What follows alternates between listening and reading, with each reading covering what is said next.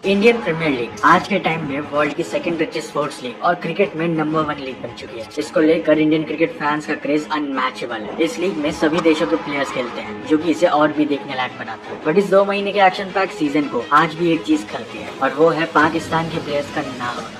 2009 में पाकिस्तानी प्लेयर्स पर बैन लगने के बाद उन्हें ना ही आईपीएल में देखा गया, बल्कि उन्होंने अपनी ही अलग लीग पीएसएल तक बना ली। अब ये डिसीजन उनका कितना सही जा रहा है ये तो नहीं पता, लेकिन इतना जरूर कह सकता हूँ, अगर बैन ना लगा होता तो आज बात कुछ और ही होती। बट उन पे ये बैन क्यों लगा, और आखिर ऐसा क्या हुआ कि 2008 में जबरदस्त परफॉर्म करने के बाद उन्हीं लेजेंडरी प्लेयर्स पे लाइफ टाइम के लिए आईपीएल में बैन लगा दिया गया। No cricketers being bought at IPL 3 auction. आपको हमारी इंसल्ट करके बड़ी खुशी मिली, हम भी नहीं मिलती। There is an issue and we can't deny it.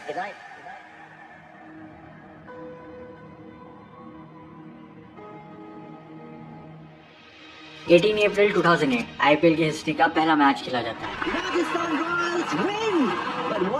IPL का ये सीजन एक यादगार सीजन था, लेकिन एक ऐसी चीज थी जो इस सीजन को बाकी के सीजन से अलग बनाती है, वो है पाकिस्तानी प्लेयर्स की presence. Fast forward to 2024 IPL के अंदर आपने हर देश के प्लेयर्स देखे होंगे, भले वो ऑक्शन में बिके या ना बिके। यहाँ तक कि आईपीएल में आईसीसी के एसोसिएट कंट्रीज के भी प्लेयर्स हैं। एग्जाम्पल के लिए आप ये लिस्ट देख सकते हो, बट इसमें हमें पाकिस्तान के प्लेयर्स देखने को बिल्कुल भी नहीं मिलेंगे। और ऐसा नहीं है कि उनमें बड़े नाम मौजूद नहीं है। हर क्रिकेट फैन बाबर आजम, फखर जमान, नसीम शाह और शाहिनशाह अफरीदी को आईपीएल में अपनी फेवरेट फ्रेंचाइजी की तरफ से खेलता हुआ देखना चाहता है। अगर ये केवल क्रिकेट बोर्ड्स तक ही सीमित होता तो इसका सॉल्यूशन निकल सकता था, लेकिन पॉलिटिक्स से लेकर ज्योग्राफी और टेररिस्ट अटैक्स तक पता नहीं और क्या क्या इन्वॉल्व हुआ था इस मैटर में।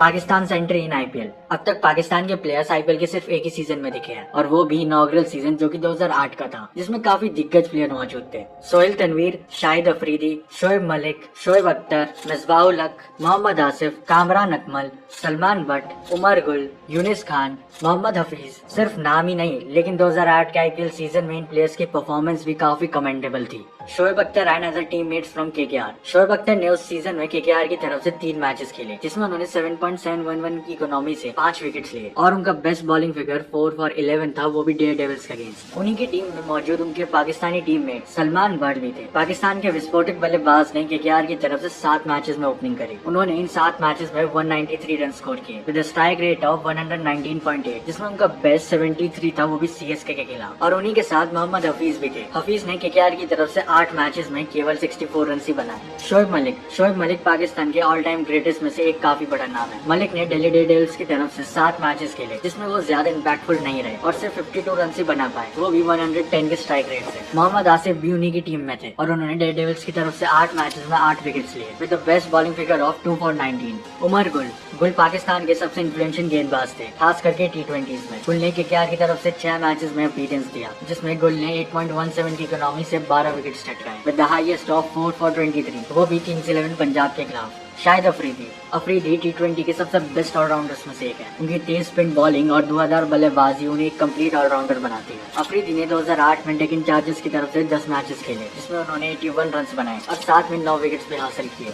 मिसबाहुल हक ने 2008 में आरसीबी की तरफ से 8 मैचेस खेले, जिसमें उन्होंने 144 के स्ट्राइक रेट से 170 रन बनाए with the highest of 47 not out against Delhi Daredevils. इन सभी परफॉर्मेंस में सोहेल तनवीर और कामरान अकमल का रोल बढ़ जाता है। तनवीर ने उस साल राजस्थान रॉयल्स के जीत में काफी बड़ा रोल प्ले किया था, और वो सीजन के पर्पल कैप होल्डर भी थे। तनवीर ने 11 मैचेस में 22 विकेट्स लिए, वो भी सिर्फ 6.5 की इकोनॉमी और 12.09 के एवरेज से, जिसमें उनका बेस्ट परफॉर्मेंस 6 for 14 था, वो भी सीएसके के खिलाफ। कामरान अकमल भी उन्हीं की टीम राजस्थान रॉयल्स का हिस्सा थे, जहां उन्होंने एक डिसेंट परफॉर्मेंस दिया था। उन्होंने 6 गेम्स में 165 के स्ट्राइक रेट के साथ 126 रन बनाए with the highest of 53 not out, जो कि सीएसके के खिलाफ बने थे। इन सब का एक्सेप्शन एक पाकिस्तानी क्रिकेटर है अजहर महमूद। ये पाकिस्तान के आखिरी खिलाड़ी थे जिन्होंने 2015 तक आईपीएल खेला, जहां उन्होंने 23 मैचेस में 388 रन स्कोर किए थे with the highest of 80 run, और साथ में 29 विकेट्स भी लिए थे। लेकिन यहाँ पर एक सवाल आता है कि अजहर ने आईपीएल कैसे खेला, जबकि 2008 के बाद पाकिस्तानी प्लेयर्स पर बैन लगा दिया गया था। तो इसके पीछे का रीजन ये है कि 2011 में अजहर ने ब्रिटिश सिटीजनशिप ले ली थी, जिससे कि वो आईपीएल के लिए एलिजिबल हो गए थे। ये थी आईपीएल 2008 में पाकिस्तान के प्लेयर्स की परफॉर्मेंस। उस वक्त पाकिस्तान में बहुत सारे यंग प्लेयर्स सामने आ रहे थे, और उनकी परफॉर्मेंस भी शानदार थी। तो ऐसा क्या हुआ कि उनकी किस्मत हमेशा के लिए बदल गई, और फिर उन्हें कभी आईपीएल में खेलने का मौका नहीं मिला।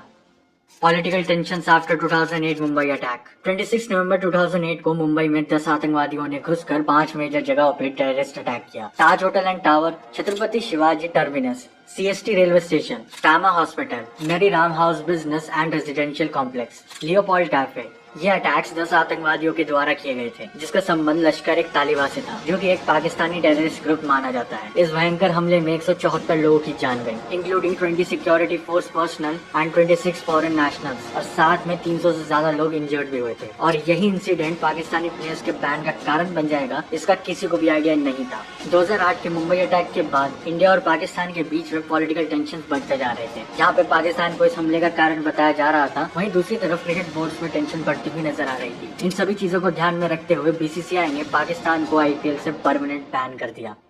Insult of Pakistani players. IPL first season. Pakistani players ने आईपीएल के फर्स्ट सीजन में कमाल का प्रदर्शन किया और सोहेल तनवी ने सबसे ज्यादा विकेट्स भी लिए थे। पर जब शोएब अख्तर ने कॉन्ट्रैक्ट के पैसे ना मिलने की शिकायत करी, तब उन्हें मीडिया में बहुत नेगेटिव वे में पोर्ट्रे किया गया। उनकी ये शिकायत उनके करियर को पूरी तरह से प्रभावित कर गई और उनकी इमेज का काफी नुकसान हो गया।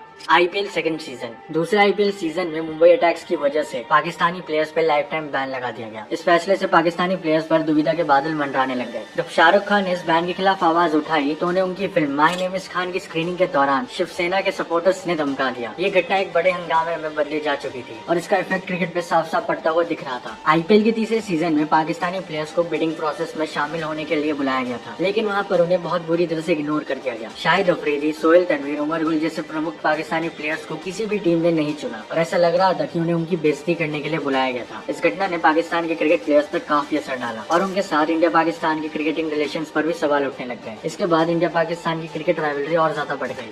अब इन सब पर आखिर पाकिस्तानी प्लेयर्स का क्या रिएक्शन था? फॉर्मर पाकिस्तानी क्रिकेटर रामेश सोहेल का ये मानना है कि आईपीएल के बैन के किसी भी आउटकम ने पाकिस्तानी प्लेयर्स पर अफेक्ट नहीं किया है। कुछ पाकिस्तान के प्लेयर्स जैसे शोएब अख्तर, शाहिद अफरीदी और कामरान अकमल आईपीएल के पहले सीजन में खेल चुके हैं, लेकिन 2009 में सभी प्लेयर्स पर बैन लगा दिया गया और इसी वजह से बाद में पाकिस्तान ने अपनी खुद की T20 लीग यानी कि PSL को 2016 में शुरू किया, जो कि भले ही आईपीएल को टक्कर ना दे पाए, लेकिन PSL दुनिया भर में सबसे पॉपुलर T20 लीग में से एक बन गई है। आमिर सोहेल ये भी कहते हैं कि PSL सबसे बड़ा ब्रांड है, लेकिन सच्चाई सबको पता है और ये भी इन शब्दों के पीछे कितना तनाव और दुख छुपा हुआ है। लेकिन सारे प्लेयर्स झूठे नहीं होते हैं। पाकिस्तान के फास्ट बॉलर हसन अली ने एक इंटरव्यू में अपने आईपीएल खेलने की ख्वाहिश को बताया। हर खिलाड़ी आईपीएल में खेलना चाहता है और ये मेरी ख्वाहिश है कि मैं भी वहाँ खेलूं। ये दुनिया की सबसे बड़ी लीग्स में से एक है और अगर भविष्य में मौका मिले तो मैं जरूर वहाँ खेलूंगा। बट अब जो होना था वो हो चुका है और इसे चेंज करने वाला कोई नहीं है। हाँ, ये आर्ग्यूमेंट हो सकता है कि बीसीसीआई एंड पीसीबी मिलकर पाकिस्तान प्लेयर्स को अलाउ कर दे, मगर ये बात केवल क्रिकेट तक सीमित नहीं है, बल्कि पॉलिटिक्स एंड सेंटिमेंट्स तक जा चुकी है। और अब कोई भी इंडियन जिसने वो टेररिस्ट अटैक 2008 का देखा था, वो पाकिस्तानी प्लेयर्स को खेलता हुआ नहीं देखना चाहता है। भले पाकिस्तानी प्लेयर्स का इन्वॉल्वमेंट आईपीएल को बूस्ट ही करेगा, बट सेंटिमेंट्स एंड पॉलिटिक्स से कुछ और ही मानना है। मोहम्मद आमिर, जिन्होंने अपने क्रिकेट करियर में कमाल का प्रदर्शन किया है, हाल ही में एक पाकिस्तानी न्यूज चैनल को दिए गए इंटरव्यू में उन्होंने आईपीएल के बारे में एक स्टेटमेंट दिया। इस स्टेटमेंट ने क्रिकेट लवर्स के मन में एक सवाल उठा दिया कि क्या आमिर अपना कमाल का प्रदर्शन आईपीएल में भी कर पाएंगे। पर वे एक पाकिस्तानी प्लेयर है, तो आखिर वे कैसे आईपीएल खेल पाएंगे? बिल्कुल सेम जैसे अजहर मसूद ने किया था। मोहम्मद आमिर के पास जल्द ही ब्रिटिश सिटीजनशिप आने वाली है और उसी के जरिए वे आईपीएल में अपना डेब्यू कर पाएंगे। इस बैन का आईपीएल पर एक शॉर्ट टर्म और एक लॉन्ग टर्म इम्पैक्ट हुआ। शुरुआत में इस फैसले से क्रिकेट फैंस के बीच थोड़ी सी डिसअपॉइंटमेंट देखने को मिली थी, जो आईपीएल में दुनिया भर के टैलेंटेड प्लेयर्स को देखना चाहते थे। लेकिन पाकिस्तानी प्लेयर्स के एब्सेंस ने आईपीएल की टूर्नामेंट क्वालिटी को उतना अफेक्ट नहीं किया, क्योंकि बाकी इंटरनेशनल स्टार्स के प्रेजेंस की वजह से आईपीएल आज तक दुनिया की नंबर 1 क्रिकेट लीग के स्पॉट पर टिकी हुई है। पाकिस्तानी क्रिकेटर्स इस फैक्ट को माने या माने, लेकिन एक बात तो सच है कि इस बैन से उनका नुकसान हुआ है और जो बची हुई कसर थी वो पॉलिटिकल टेंशन ने पूरी कर दी। आईपीएल जैसी एक बड़ी लीग में कम्पीट करने से आपको केवल पैसा ही नहीं, बल्कि एक ऐसा मंच भी मिलता है जहां पर आप अपने टैलेंट को शोकेस कर सकते हो। इस पूरे सिचुएशन का इफेक्ट इंटरनेशनल क्रिकेट में भी देखने को मिलता है। इंडिया और पाकिस्तान के ओवरऑल रिलेशंस खराब हो जाने से उन दोनों टीम्स के बीच में कोई भी बायलैटरल सीरीज नहीं होती है, जिस वजह से उनके बीच में मैचेस केवल आईसीसी टूर्नामेंट्स में ही देखने को मिलते हैं। लेकिन अगर ये बैन ना लगा होता तो क्रिकेट का लेवल आज कुछ और ही होता, क्योंकि अब हमें इंडिया एंड पाकिस्तान की बायलैटरल सीरीज भी देखने को नहीं मिलती है और इसी वजह से उनकी बीच की राइवलरी और स्ट्रॉन्ग हो जाती है। तो क्या ये बैन लगाना सही था या फिर पॉलिटिकल सेंटिमेंट्स के चक्कर में आईपीएल ने पाकिस्तान के लेजेंड्स को खत्म कर दिया? कमेंट करके अपना ओपिनियन जरूर बताना।